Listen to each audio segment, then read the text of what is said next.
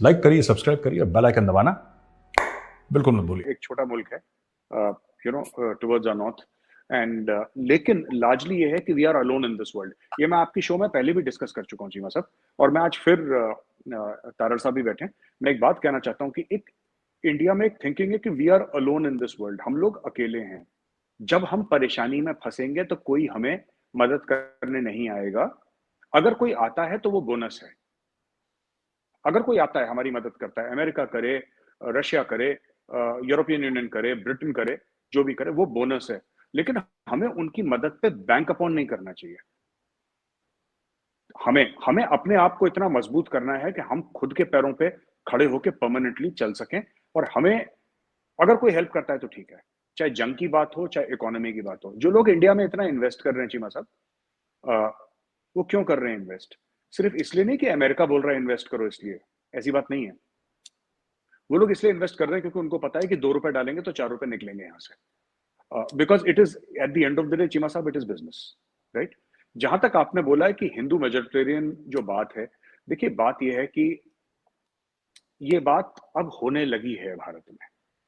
Social discourse ऐसा बन गया है भारत में और ऐसी बातें हो रही हैं। इसमें कई चीजें हैं जो लगती हैं मुसलमानों को भारत में खराब लगती हैं, कई चीजें जो हिंदुओं को खराब लगती हैं। I think there is a need for Hindus and Muslims to talk, not at each other but to each other, with each other, आपस में बैठ के। और अगर हम ये कहते हैं कि हिंदू और मुसलमान भाई है, इसमें कोई बड़ा भाई नहीं है, दोनों बराबर के भाई हैं। This needs to be considered, और फिर हम लोग आपस में बात करें। लोग कई चीजें, मैं उस चीज में नहीं घुसना चाहता, लेकिन हाँ, ये एक फीलिंग है जो जिसको हम आप हिंदू नेशनलिज्म कह सकते हैं। ये फीलिंग इंडिया में बड़ी स्ट्रांग है। And Hindu nationalism not as, मैं कॉन्सेप्ट भी समझा दूं यहाँ पे, व्हेन द आरएसएस, जैसे राष्ट्रीय स्वयंसेवक संघ है, वो हिंदुइज्म को एज अ रिलीजन नहीं कहते, वो हिंदुइज्म एज अ कल्चर कहते हैं। वो जब कहते हैं ना, आरएसएस वाले ये कहते हैं, आप, मैंने आपको एक छोटा सा एग्जांपल देता हूँ। ये पाकिस्तान के बहुत बड़े सहाफी हैं, उन्होंने एक बार बोला था कि यार इंडिया ने ना कभी तस्लीम नहीं करा, पाकिस्तान बन गया, इंडिया ने कभी नहीं माना। मैं गया था बॉम्बे, और मुझे एक बहुत बड़े फिल्म डायरेक्टर ने बोला कि कि आप तो हमारे भाई हो, और कैसी हमारी किस्मत खराब है कि हम दोनों अलग हो गए, यू नो। और तो उन्होंने बोला कि इंडिया ने कभी तस्लीम नहीं करा। तो मैंने उनको समझाया, मैंने बोला सर ऐसा है ना कि this is not said from a point of malice, it is said from a point of love. ठीक है, और इसमें तकसीम क्या हुआ, इसमें जो बेसिक जो खून बहा वो पंजाब में बहा, और जो खून बहा बंगाल में बहा, और तो ज्यादा rest of the country was not impacted that much. Riots हर जगह हुई, पर तकसीम जो इस नॉर्थ इंडिया की अगर हम बात करें, तकसीम किसी पंजाब का हुआ था, that is basically. So when Indians से दिस, दे से this from a point of view of nostalgia जो होता है ना। अभी भी आपको बुजुर्ग मिल जाएंगे 80-85 साल के ना दिल्ली में, जो कहते हैं कि जी मैं लाहौर का, और मैं गुजरे वाले का, मैं वहां का। वो they are not saying it कि अखंड भारत बना दो और पाकिस्तान को गॉबल कर लो। They are missing their house. जी हम खेलते थे सड़कों में, लाहौर की सड़कों में खेलते थे, वो एक इमोशन है, उसके बारे में you can not do anything, I can not do anything, वो उनके मन में है। अच्छा, ये जो फीलिंग है ना कि दुनिया हमारे बारे में कह रही है, ये ये भी ठीक है कि दुनिया, चीमा साहब ये आपने बिल्कुल ठीक पॉइंट आउट करा कि दुनिया ऐसा कह जरूर रही है भारत के बारे में। लेकिन मैं आपको बताता हूं इसके पीछे ना हमें भी जरूरत है कि हम लोग समझाएं सच्चाई दुनिया को। when the rss says when the rss says that muslims are also hindus, आप देखिए, धर्म और पंथ में फर्क होता है। मैं आपको इसका थोड़ा सा सिमेंटिक समझा दूं। धर्म मजहब नहीं है, पंथ मजहब है। Dharma is a way of life, right? हमारे एंसेस्टर्स कॉमन हैं। यहां से कोई अरब से नहीं आया घोड़े पे, कुछ आए होंगे सेंट्रल एशिया से, कोई पठान वठान आए होंगे, सब इसी मिट्टी के हैं। सिंधु नदी के आसपास रहने वाले और उसके पीछे रहने वाले हिंदू हैं। The word Hindu comes from Sindhu. Hinduism जो, आप अगर उसको रिलीजन मानते हैं तो उसका नाम है सनातन धर्म। हिंदुस्तान वर्ड कहां से आया? हिंदुस्तान का मतलब ये नहीं कि वो जगह जहां पे हिंदू रहते हैं।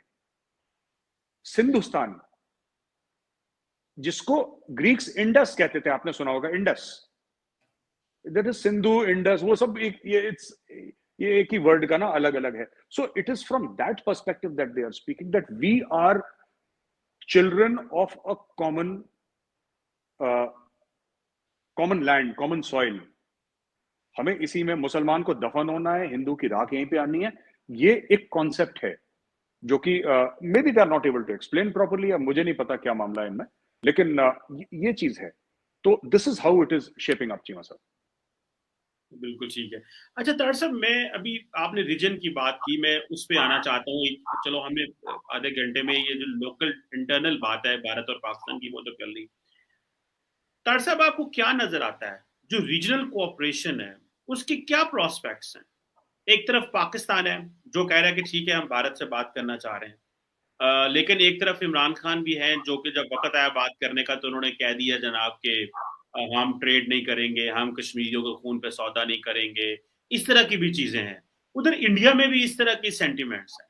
वो भी जब से प्राइम मिनिस्टर मोदी आए हैं उन्होंने भी एक हार्ड लाइन ली है। वो बस एक वो जो लाहौर आए थे, नवाज शरीफ साहब के घर आए थे, उसको कह रहे थे कि जी वो केम और हमने हाथ बढ़ाया, लेकिन पाकिस्तान ने वो नहीं समझा। सो आप क्या समझते हैं गिवन द फैक्ट के पाकिस्तान के अदारे, पाकिस्तान की पॉलिटिकल पार्टीज, पाकिस्तान का मीडिया, इस सारे स्पेक्ट्रम को जेन में रखते हुए, एंड देन इंडिया में भी प्राइम मिनिस्टर मोदी का जो गवर्नमेंट और उसको माइंड में रखते हुए, आप क्या समझते हैं रीजनल कोऑपरेशन की? क्योंकि फॉर इंस्टेंस सार्क डिसफंक्शनल है क्योंकि भारत और पाकिस्तान आपस में बात नहीं करे। तो जब तक भारत और पाकिस्तान आपस में बात नहीं करेंगे तो जो सारे का सारा रीजनल मैकेनिज्म है वो काम नहीं करेगा। आप क्या समझते हैं रीजनल कोऑपरेशन के क्या प्रोस्पेक्ट्स हैं, मुमकिन है, नहीं है, और अगर नहीं है तो क्या करना चाहिए? जरा काइंडली हमें एनलाइटन करें। चीमा साहब, 74 साल की हिस्ट्री में जो कई वाकयात ऐसे हुए हैं जिन्होंने सबसे बड़ा ट्रस्ट फैक्टर को शाक दिया इस वक्त। अच्छा, फिर उस ट्रस्ट फैक्टर को हमने पॉलिटिकल यूज किया, उस पे ये दोनों साइडों पे है। हमारे जिस तरीके से कश्मीर के ऊपर और मजहब के ऊपर, मेरा मतलब इस पे सियासत होती है, बिल्कुल टोटल सियासत होती है। अब ये मैं इस पे अर्ज ये करना चाहूंगा कि आपने, पाकिस्तान ने बिल्कुल डायलॉग बंद कर दिया है। आपका क्या ख्याल है, डायलॉग बंद करना सोल्यूशन है? आप डायलॉग बंद करके बैठे रहे मजीद 10 साल के लिए, आप कहें जी हमने बात नहीं करनी, इसमें से विनर कौन होगा? दूसरा कि आप दोनों ममालिक का इस वक्त आपस में ट्रेड जो है, it is very important, it's very crucial. मैं भारत में कई दफा गया हूं, मैं बल्कि 1-2 दफा बाई रोड गया हूं। जब भारत ट्रेड खुला था, दोनों साइडों पे 200-200, 300-300 लाइनें होती थी ट्रकों की। आपकी पाकिस्तान में इस वक्त दाल महंगी हो चुकी है क्योंकि आप भारत से दाल नहीं ले रहे। तो एक आप सियासी चीजों को इतना आगे ले जाएं, वोटिंग को, और एक एजेंडे पे खास कर उसको एक, जिस तरह मैंने कहा कि आप अपने आप को एक कमरे के अंदर बंद कर लें तो उसका सोल्यूशन तो नहीं निकलेगा ना। आपको डायलॉग करना पड़ेगा। आपने देखें शहबाज शरीफ साहब आए हैं, इस चीज के बावजूद कि उनके खिलाफ इतनी इसके बारे में बात हुई है कि उन्होंने भारत में ट्रेड मिनिस्टर को क्यों भेजा है, लेकिन मैं समझता हूं कि उन्होंने, it was a bold step.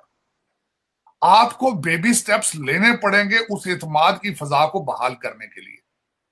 और मैं दूसरा यहां जिस तरह कहूंगा कि एक strong Pakistan is in favour of India. आप कौन चाहेंगे कि आपका पड़ोसी एक ऐसा भूखा आदमी बैठा हो जो सुबह शाम आपके लिए गलत चीजें सोच रहा हो? कौन पसंद करेगा? अगर मैं ये कहता हूं कि पाकिस्तान की तरक्की के लिए बहुत जरूरी है भारत के साथ अच्छे रिलेशनशिप होना, मैं समझता हूं भारत के लिए भी बहुत जरूरी है to have a peaceful neighbour, a prosperous neighbour at the same time. तो ये डायलॉग शुरू करने पड़ेंगे। मिसट्रस्ट होता रहा दोनों साइडों पे गलतियां, चीजें होती रही हैं। इसमें मैं अब आइडेंटिफाई कई चीजों को कर सकता हूं लेटली जो हुई पिछले 15-20 सालों में, लेकिन ये कि इसका हल सिर्फ और यही है कि डायलॉग शुरू किया जाए दोनों साइडों से, बेबी स्टेप्स लिए जाएं और इन चीजों को आगे जाना। आपको सियासत से आगे होकर सोचना होगा, आपको वोटिंग से आगे होकर सोचना पड़ेगा। और दूसरा जो सबसे बड़ी बात है, मेजर साहब की मैं सब चीजों से एग्री करूंगा, बल्कि मैं उसमें थोड़ा सा ऐड करना चाहूंगा कि हिंदू लफ्ज जो शुरू हुआ है इंडस रिवर से शुरू हुआ, लेकिन सबसे पहले जिन्होंने हिंदू वर्ड यूज किया था पर्शियंस आए थे इस एरिया में।